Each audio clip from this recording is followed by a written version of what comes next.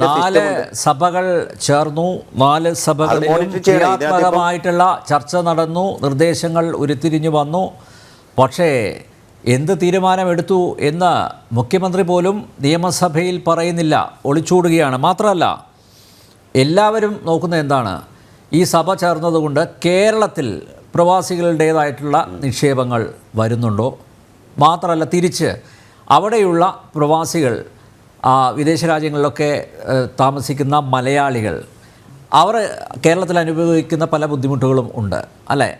ആ ബുദ്ധിമുട്ടുകൾ പരിഹരിക്കാൻ സർക്കാരിൻ്റെ ഭാഗത്ത് നിന്ന് ഏതെങ്കിലും തരത്തിലുള്ള ഇടപെടലുകൾ ഉണ്ടാകുന്നുണ്ടോ, അവർക്ക് ആശ്വാസമാകുന്ന തരത്തിൽ? അതൊക്കെയാണല്ലോ നോക്കുന്നത്. പക്ഷേ അങ്ങനെ കോൺക്രീറ്റ് ആയിട്ട് പറയാൻ പറ്റുന്ന എത്ര തീരുമാനങ്ങളുണ്ട്? ഇപ്പോൾ നോക്കൂ, ഈ മുഖ്യമന്ത്രി ഇതിൽ പറഞ്ഞിരിക്കുന്ന പ്രവാസികളുടെ സംരംഭകത്വ പ്രോത്സാഹനത്തിന് പദ്ധതികൾ ആവിഷ്കരിച്ചിട്ടുണ്ട്. തിരികെ എത്തിയ പ്രവാസികൾക്ക് സംരംഭങ്ങൾ ആരംഭിക്കാൻ നോർക്ക റൂട്ട്സിൻ്റെ പ്രവാസി ഭദ്രതാ വായ്പാ പദ്ധതി Kudumbashree, KSFE, Kerala bank, KSIDC തുടങ്ങിയ ഏജൻസികളുമായി ചേർന്ന് നടപ്പിലാക്കി വരുന്നു. കുടുംബശ്രീ മുഖേന 5824 സംരംഭങ്ങൾ ആരംഭിച്ചു. ഇതൊക്കെ കണക്ക് പറയുന്നുണ്ട്.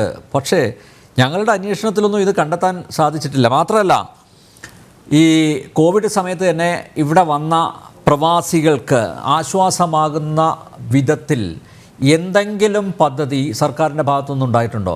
അന്ന് എല്ലാവരും ഇങ്ങോട്ട് വന്നോളൂ നിങ്ങളെ സ്വീകരിക്കാമെന്ന് പറഞ്ഞ് പിന്നെ അവസാനം ഒരു ബാധ്യതയായപ്പോൾ ആരും ഇങ്ങോട്ട് വരരുത് എന്ന് പറഞ്ഞ സർക്കാരാണ്, മുഖ്യമന്ത്രിയാണ് നമുക്കുള്ളത്. അപ്പോൾ ഇവരെ ആശ്വസിപ്പിക്കുന്ന തരത്തിൽ ഈ പറയുന്ന പദ്ധതികൾ അത് നടപ്പിലാക്കുന്നുണ്ടോ എന്ന് പോലും പൊതുസമൂഹത്തിന് മുന്നിൽ അറിയിക്കാൻ നമ്മുടെ ഭരണാധികാരികൾക്ക് സാധിക്കുന്നില്ല.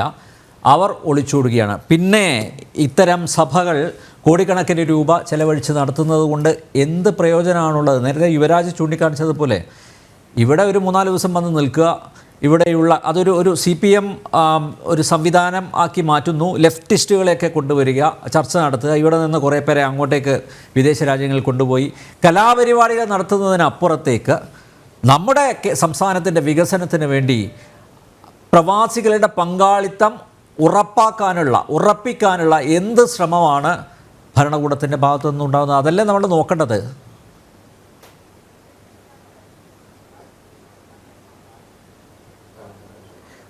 തീർച്ചയായിട്ടും അതാണ് നോക്കേണ്ടത്. അതുകൊണ്ടാണ് ഈ സഭയിൽ ഇത്രയും മാത്രം ചർച്ചകൾ വന്നിട്ട് ഇതൊന്നും ഇംപ്ലിമെൻ്റ് ചെയ്യാൻ ഗവൺമെൻറ് സാധിക്കാതെ വരുന്നതിൻ്റെ ഒരു പ്രശ്നം. ഞങ്ങളൊക്കെ തന്നെ ഉയർത്തുന്ന കാര്യം ഇതാണ്. ഇത് എന്തുകൊണ്ട് നടപ്പിലാക്കാൻ സാധിക്കുന്നില്ല ഗവൺമെൻറ്? ഇപ്പോൾ ചെയ്യുന്നത് എന്താണെന്ന് വെച്ച് കഴിഞ്ഞാൽ, ഈ പറഞ്ഞ വിദേശത്തുള്ള കോൺടാക്റ്റുകളൊക്കെ നമ്മൾ യൂസ് ചെയ്തുകൊണ്ട് പ്രവാസി മറുനാടൻ മലയാളികളായിട്ടുള്ള ആളുകളെ ഒക്കെ ഒരു നെറ്റ്വർക്ക് സംവിധാനം ഉണ്ടാക്കുന്നു. ഇപ്പോൾ കുവൈറ്റിൽ നമ്മൾ ഈ സഭയിൽ ഞങ്ങൾ പങ്കെടുക്കുമ്പോൾ തന്നെ വളരെ വിഷമത്തിലാണ്. ഇവിടെ പറയുന്ന മാതിരിയല്ല. ഞങ്ങളൊക്കെ പ്രവാസിയായിട്ട് ജീവിക്കുമ്പോൾ ഞങ്ങളുടെ കൂടെയുള്ള ഒരാൾ മരണപ്പെട്ട് കഴിയുമ്പോൾ ഉണ്ടാകുന്ന വേദന വളരെയധികം ആണ്. എന്നിട്ട് പോലും ഈ സഭയിൽ ഇരിക്കേണ്ട ഒരു അവസ്ഥയിലാണ് ഞങ്ങളൊക്കെ അവിടെ ഇരുന്നത്.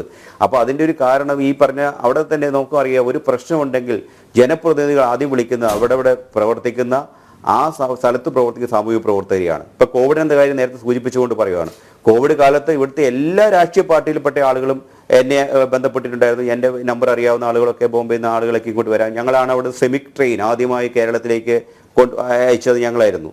അപ്പോൾ ഇതുപോലെ പ്രഗ്നൻ്റ് ആയിട്ടുള്ള 180ഓളം ആളുകളെ അന്ന് ഗവൺമെൻറ് ചിലപ്പോൾ ഒരുപക്ഷെ ഇതിനകത്തൊന്ന് ഇടപെടാനോ അത് താല്പര്യമോ അല്ലെങ്കിൽ മറ്റു സ്ഥലങ്ങളിലൊക്കെയുള്ള ആളുകളുടെ കാര്യത്തിൽ കേരളത്തിന് പുറത്ത് താമസിക്കുന്ന ആളുടെ കാര്യം കാണിച്ചിട്ടുണ്ടാവില്ല. പക്ഷേ എങ്കിലും ഞങ്ങളിത് ഇന്നിപ്പോൾ ഞാൻ LKS മെമ്പറാണ്. ഞാൻ ചെയ്യുന്ന പ്രവൃത്തികൾ നാളെ അത് LKSൻ്റെ ഒരു നേട്ടമായിട്ട് അവർ അവതരിപ്പിച്ചു കഴിഞ്ഞാൽ അതിനകത്തൊന്നും പറയാൻ പറ്റില്ല.